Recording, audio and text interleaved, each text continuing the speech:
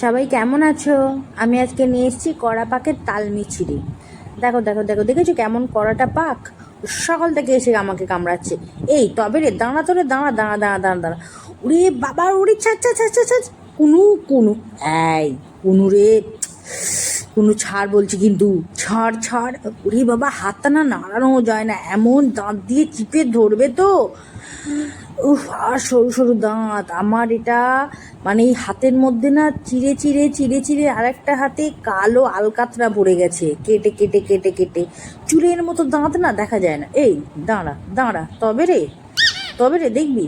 এনে খেলা, তোর খেলা নে, নে খেল, খেল এনে খেল, নে না নে। কি হলো, কি হলো, আর নিবি না? আর নিবি না, নিজের খেলাটা আর নিবি না বল?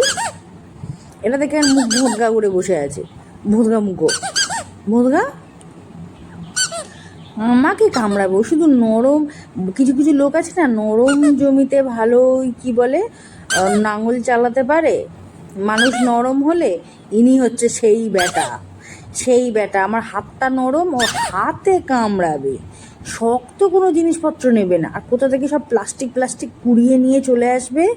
প্যাঁটকা, প্যাঁটকা হনু।